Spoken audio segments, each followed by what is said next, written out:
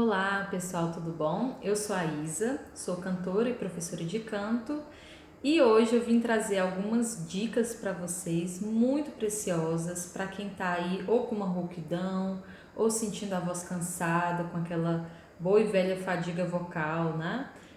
Vou trazer aqui algumas dicas que vocês vão adorar, tá bom? Então, Isa, socorro, tô afônico, o que que eu faço, né? Numa situação de afonia, gente, é muito importante você descansar a sua voz e os seus ouvidos, tá?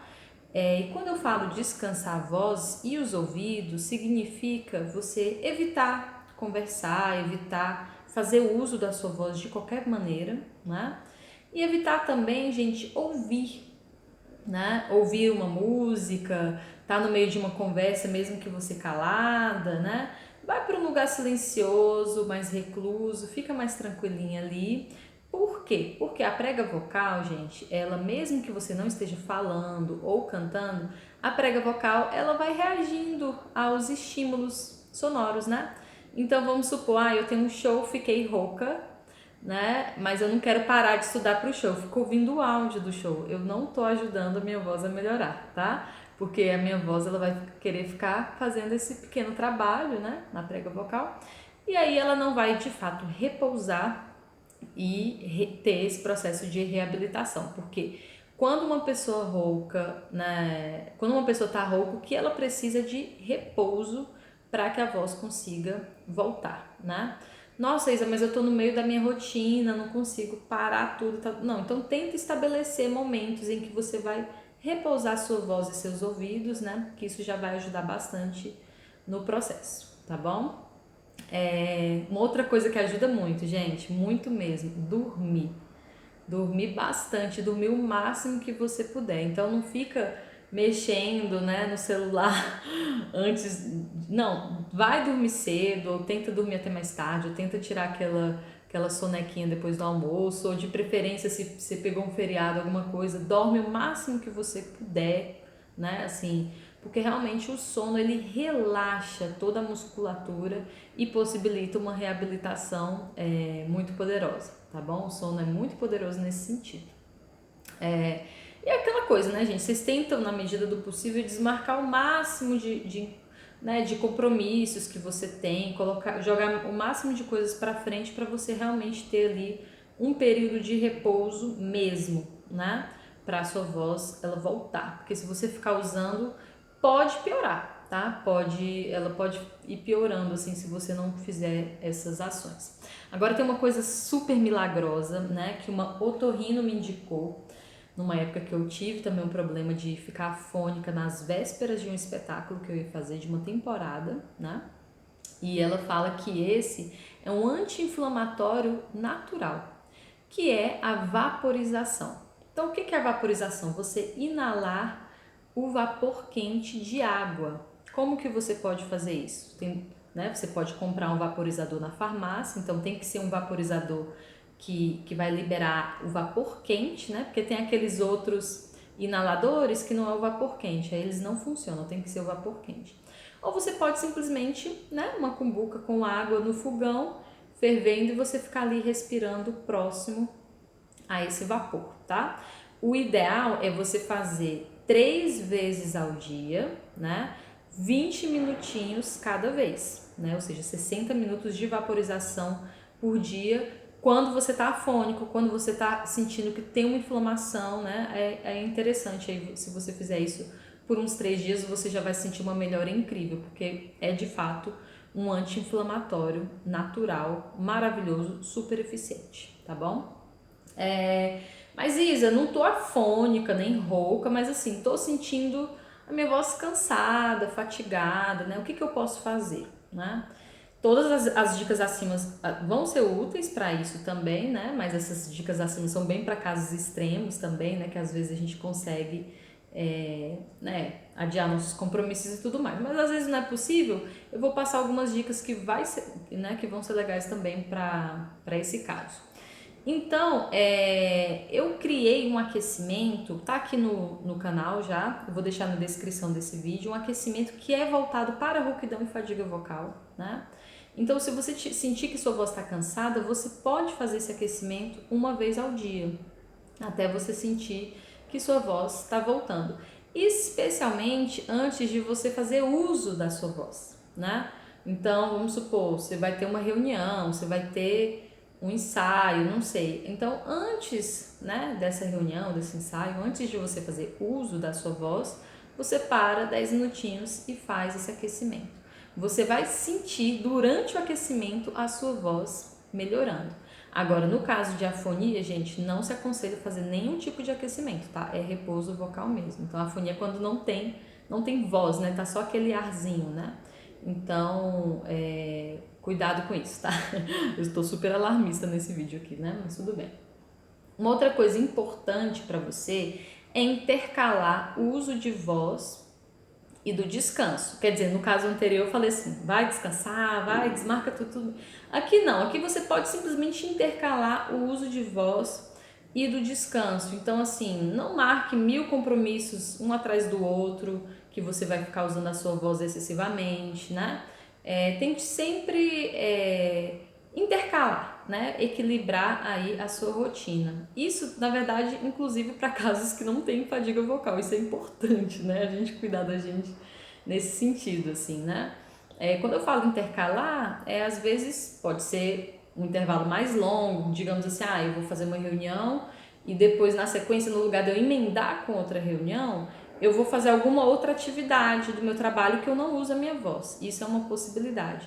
Mas vamos supor que numa outra situação, né, que você tem que fazer várias reuniões, você tem que. Então, colocar pequenos intervalos ali de 10 minutinhos, de 5 minutinhos, que você vai realmente fazer um repouso, tá? Não é ficar mandando áudio no WhatsApp, nem nada, faz um repouso mesmo ali, né? Deita, põe as pernas pro ar e fica descansando por um tempinho, tá bom? Olha só, Isa, tô sentindo minha voz cansada, né, de forma recorrente, tendo rouquidões esporádicos. O que eu faço, né? Então, nesses casos, assim, que você, digamos assim, tá sempre sentindo sua voz cansada, de vez em quando você tá sentindo sua voz rouca, quer dizer, não é uma coisa que aconteceu ali pontualmente, eu fui, né, para um show, cantei, me empolguei e fiquei rouca, né? Ou então, peguei uma brisa e fiquei rouca porque minha garganta inflamou. Não é uma coisa assim que aconteceu esporadicamente, é uma coisa que tá acontecendo sempre, tá? Assim, tipo, uma vez por mês ou 3 vezes por semestre, uma coisa que tá recorrente, tá? Voltando na sua rotina. Então, nesse caso, gente, tem que realmente fazer uma avaliação, né? O que você tem que avaliar? Como é que está sendo o uso da sua voz na sua rotina? Né? Esse é um ponto importante. Você está usando a sua voz excessivamente, sem intervalo, sem repouso, usando, né, assim, demasiadamente sua voz? Esse é um ponto. Outro ponto.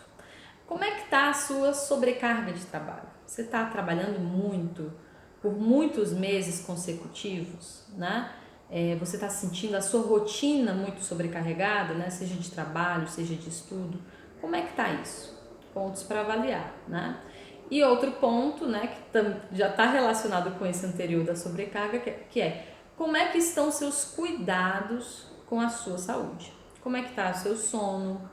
Como é que está o seu tempo de repouso? Né? Porque sono não necessariamente, claro que a gente descansa no sono, mas no sono o nosso organismo está exercendo múltiplas funções, né? Enfim, múltiplas funções. E no repouso a gente consegue descansar o cérebro mais, né? Porque no sono o cérebro está trabalhando intensamente. No momento de repouso ali, de meditação, de silêncio, você consegue dar um descanso, né? Para o cérebro. Como é que está a sua atividade aeróbica? Né? Como é que está...